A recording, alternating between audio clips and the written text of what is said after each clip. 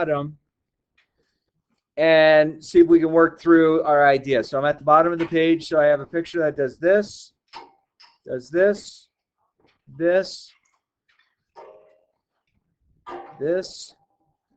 then kind of goes steep and does that. Okay, does that kind of look like the picture of the guy walking at the bottom? Cool. So, friends, I really feel when we're working these kind of problems, it's important that you kind of label all of your points. So that appears to be 0, 5. This appears to be 10, 5. 20, 10. 30, 10. And 45.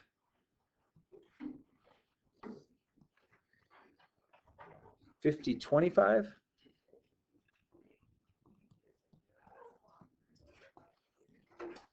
And then 60, 25.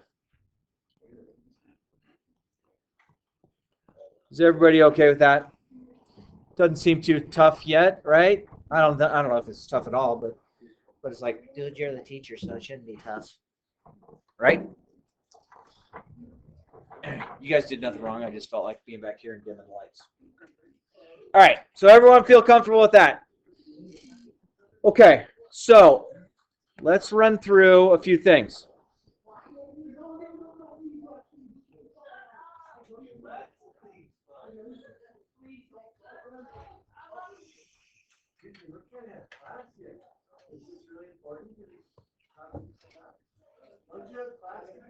Leave those kids alone. Are they yours? No.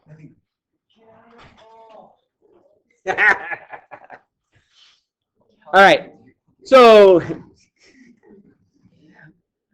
all right. So take a look.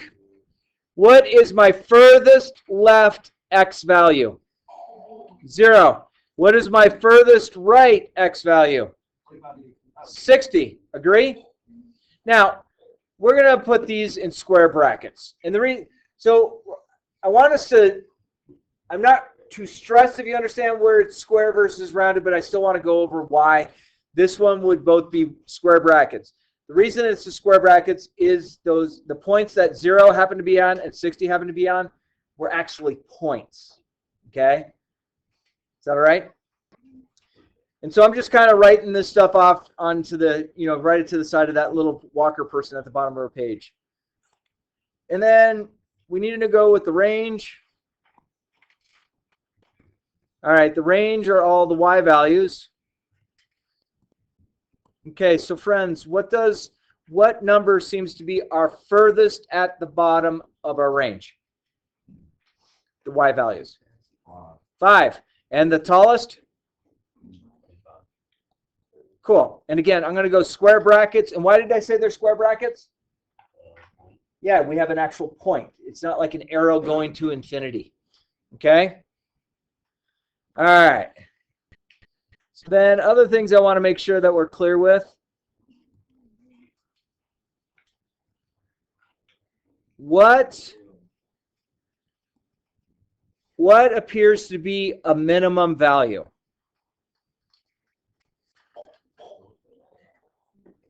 What appears up there to be the smallest value?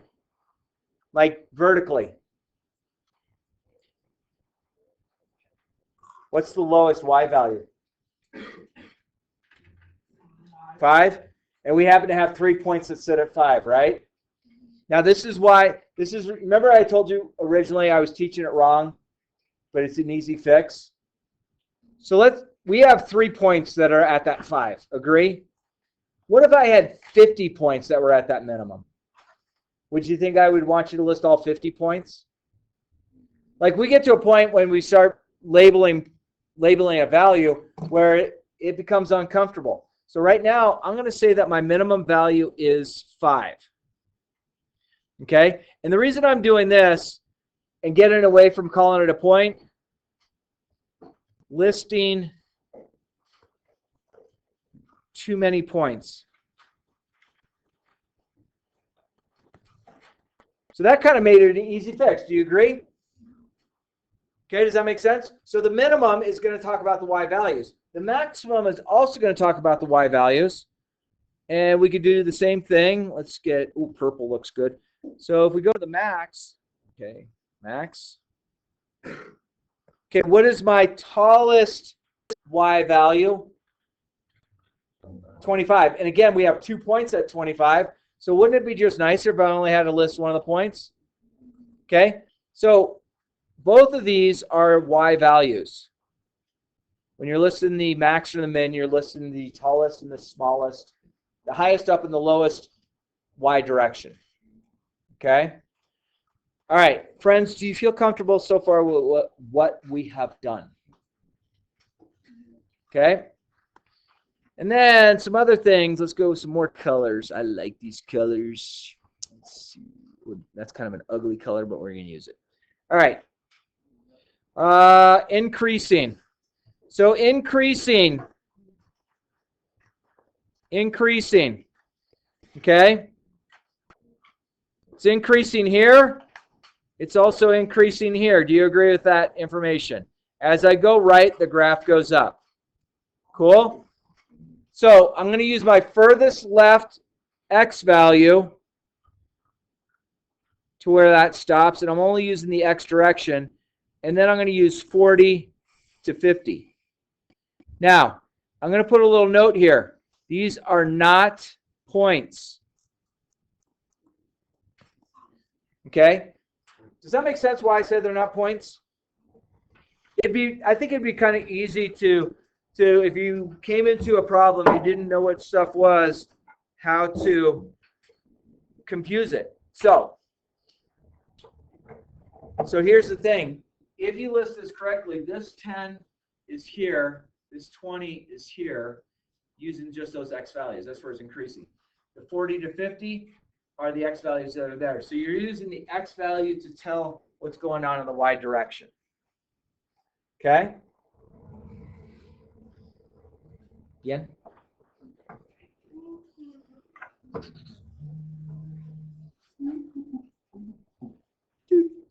All right. You're good. All right. What are other things we have here? Increasing, decreasing. Oh, constant. Oh, decreasing. We don't have decreasing yet, do we? Hey, friends, would somebody be brave enough to tell me where this graph is decreasing? It's only decreasing one spot. From what to what? Perfect. 30 to 40. And I'm going to put a little note here. This is not a point. Okay? All right. Then we need to round this out, and we need to say, okay, what is the x-intercept? Okay, so friends, looking at the graph of the person walking below, does it cross the x-axis or touch the x-axis ever? Look on your sheet. The little guy walking, does it ever go across the horizontal line, or does it ever touch it? Okay, what was the official math term we used in stirrups class? Nope. Nope. That's the official. If something's not going to happen in math in stirrups class, you just put nope. Kind of silly, isn't it? And I'll wait for someone to say, You know, that's really not appropriate to do that for kids. They don't understand what you're doing when you do that kind of stuff. you guys want to know who I can imitate? Ready? We're going to talk about the y-intercept right now, right? The y-intercept's where it crosses the y-axis, right? Did y'all ever watch Sesame Street?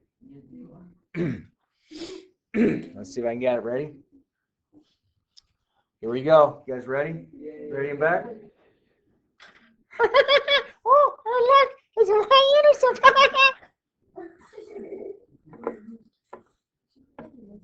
Not too bad being Elmo, huh? All right. Y-intercept. Hey, friends, take a look at the guy walking on the graph. Does his line touch the y-axis? That's the vertical. If so, where does it touch? Yeah. Elmo freaked you out, huh? Gotcha. Where does this cross the y-intercept? Take a look at your graph down there. Guy walking.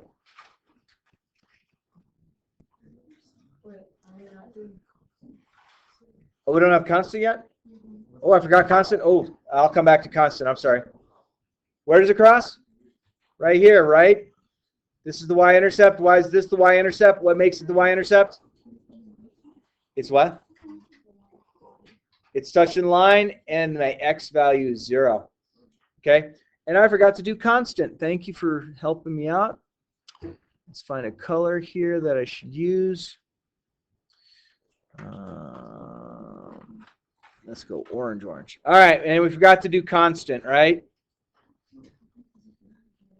All right, constant. It looks like it's constant here, here, and here. All right, so I will do the first one. It's constant from 0 to 10. Does somebody want to tell me where it's also constant? To 20 to 30. Very good. Where else is it constant? 50 to 60. There we go. All right. So, my friends, we have 3 problems on the back. Blessing you and blessing you again. Okay. Will you translate for me? Yeah. Tell these 3 to do problem number 1 on the back. Hey, this group, actually, this group of 5, do number 2. This group that goes all the way over there, still with me? Do number 3 on the back. Okay?